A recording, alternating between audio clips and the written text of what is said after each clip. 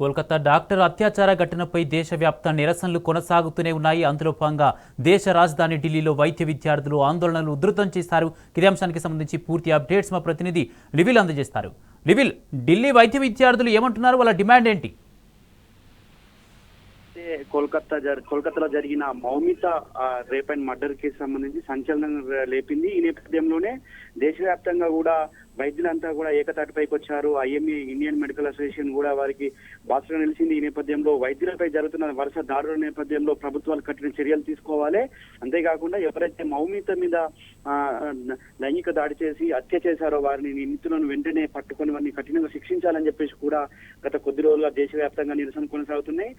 అన్ని ప్రైవేటు ప్రభుత్వ వైద్య కళాశాలలో కావచ్చు, ఇటు హాస్పిటళ్లలో కూడా పెద్ద ఎత్తున నిరసన తెలుపుతూ ఓపీ సేవలు కూడా బంద్ చేసిన పరిస్థితి వల్ల దేశవ్యాప్తంగా కొనసాగుతుంది. ఈ నేపథ్యంలోనే మౌమిత ఆత్మకు శాంతి చేకూరాలని ఇటు కర్నాట్ ప్లేస్, ఢిల్లీ కర్నాట్ ప్లేస్ లో శాంతియుతంగా క్యాండిల్ ర్యాలీ నిర్వహించారు. క్యాండిల్ ర్యాలీలో భాగంగా ఒక ఆసక్తికరమైన విషయాలు అక్కడ ఉన్న వైద్య విద్యార్థులంతా వెల్లడించారు. నాడు ఏదైతే దిశకు సంబంధించి హైదరాబాద్ లో జరిగిన సంఘటనను ఉదాహరిస్తూ మమతా బెనర్జీ కూడా అదే విధంగా చర్యలు చేపట్టాలి, త్వరితగతిన చర్యలు చేపట్టి ఆ బాధిత కుటుంబానికి న్యాయం చేయాలి. ఆనాడు కేసీఆర్ ప్రభుత్వంలో, చంద్రశేఖరరావు ప్రభుత్వంలో ఆనాడు వెనువెంటనే చర్యలు తీసుకొని నిందితులను ఎన్కౌంటర్ చేసిన సంఘటనను గుర్తు చేస్తూ వాళ్ళ క్రోడీకరిస్తూ వెస్ట్ బెంగాల్ లోని కోల్కతాలో కూడా అదే తరహా ఎన్కౌంటర్ చేయాలి, త్వరితగతిన చర్యలు చేపట్టాలని చెప్పేసి చెప్తున్నారు. అంతేకాకుండా కేసీఆర్ ఏదైతే ఆనాడు డాక్టర్ సంబంధించిన దిశకు సంబంధించి జరిగిన దాన్ని వెంటనే పోలీస్ శాఖ కీలక ఆదేశాలు చేశారు. నిందితులను పట్టుకునేందుకు ఆనాడు అనేక రకాలుగా పోలీసులు ప్రయత్నించిన తీరును కూడా అద్భుతం అని చెప్పేసి కూడా వారికి కితాబిస్తున్న పరిస్థితి వల్ల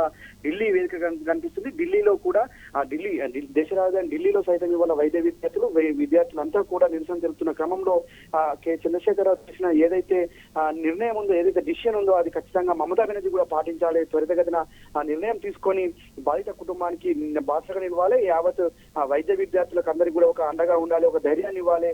అలాంటి ఘటన పునరావృతం కాకుండా ఉండాలంటే తెలంగాణ రాష్ట్రం ఆనాడు వివరించిన తీరు అద్భుతం అని చెప్పేసి కూడా వారు ప్రశంసిస్తున్న తీరు కనిపిస్తుంది. ఆనాడు దిశ ఎన్కౌంటర్ సంబంధించి జరిగిన 24 గంటల్లోనే నిందితులను ట్రేస్ చేయడం కావచ్చు, వారికి సంబంధించిన ఆధారాన్ని సేకరించడం జరిగింది. అలాంటి ఇప్పటికీ కోల్కతాలో జరిగిన వారం రోజులైనప్పటికీ కూడా ఇప్పటికి కూడా పూర్తి ఆధారాలు సేకరించకపోవడం ఏంటని చెప్పేసి తెలంగాణను ఉదాహరిస్తూ ఆనాటి ముఖ్యమంత్రి కేసీఆర్